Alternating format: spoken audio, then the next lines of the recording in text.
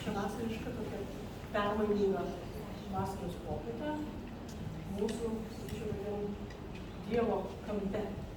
Šitas menų edukacijos centras tai tikrai atgaiva visiems ir tėvams, ir vaikams, ir mokytojams. Deja, laikas mus labai riboja ir stovykla jau eina į pabaigą. Šiandieną baigiamasis koncertas. Vakar turėjo Butikai savo stovyklos pabaigos renginį, pakankamai įspūdingą susibūrę. Na, o šiandieną jau su pianistais atsisveikinsime. Iš tiesų, keletą žodžių norėčiau tarti apie pačią stovyklą. Gal kelialiai ne visi žinote, ką čia jūsų vaikai veikia. Beje, labai norėtume jums visiems padėkoti už be galo gerus ir labai išauklėtus jūsų vaikus. Mums buvo su jais gera leisti laiką. Supratome vieni kitus. Mes labai stengiamės balansuoti jų poilsį su edukacinė veikla ir man atrodo, kad tą pavyko padaryti puikiai.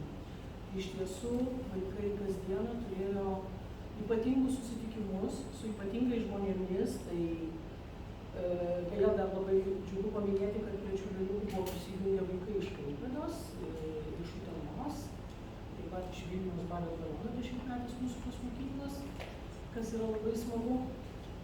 Ir turėjome iš tiesų šaunių labai lektorių su be galo aktualiom ir įdomiom temom jūsų vaikams. Tai pirmiausia, svečiuose lankėsi Gerūta Griniūtė, jums visiems gerai žinoma, pianistė, žurnalistė, laidų vedėja, ir Vytautas Traižys, pianistas, džiazo muzikantas. Tai net pasižymėjau temas, nes buvo labai rimtos, tai be galo aktualios temos, kuriomis jie keletą dienų šnekėjosi. Pirmiausia, jie kalbėjosi apie istorijos pasakojimą ir informacijos atranką, kaip pristatinėti viešuose pokalbiuose savo sumanytą medžiagą, kaip ieškotis informacijos. Toliau, kaip valdyti stresą viešoje erdvėje. Ir gerbiamas Vytautas Traižys pasidalino savo džiazo improvizacijom ir improvizacijom duota tema, kada vaikai labai gerai moka kūrinius, bet galėtų duotų temų jau laisvai improvizuoti. Toliau stovykloje svečiavosi ir Sonata ir Rokas Zubovai, jie taip pat kvietė labai įdomias temas. Tai buvo pokalbis apie jauną čiurlionį, pokalbis apie pasaką Jūra ir Psalmė ir kūrinys kaip metafora. Tai be galo jauniems mūsų atlikėjams yra aktualios temos, kurios plečia jų pasaulėžiūrą, pasaulėjautą ir bendrą kultūrinį supratimą. Na ir dabar keletą dienų jau su mūsų jaunaisiais pianistais dirba nepakartojama žavingoji mūsų Guoda Gedvilaitė Pianistė, kurią aš dabar iš karto pristatau ir labai noriu padėkoti už visus.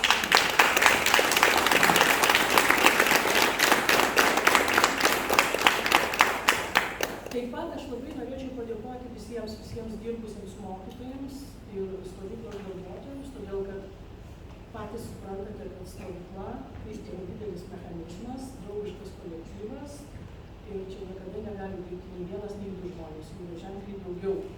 Tai pirmiausiai norėčiau labai padėkoti, bet nematau čia Ievos Kaleckaitės administratorė, bet ją vaikai puikiai žino, tai labai didelis ačiū jai. Stovyklos siela čia gyvenantis amžinai bus gerbiamas Donatas Bakėlis.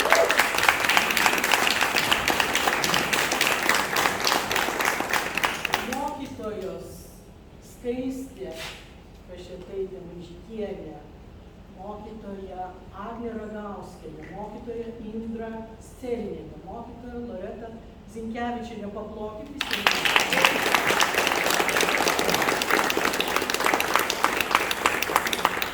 Manome, kad stovykla tikrai patiko, o kad tai būtų tikras įrodymas, netrukus jūs išgirsite savo vaikus grojančius, kurie šios stovyklos metu paruošė jums labai daug malonaus ir malonų.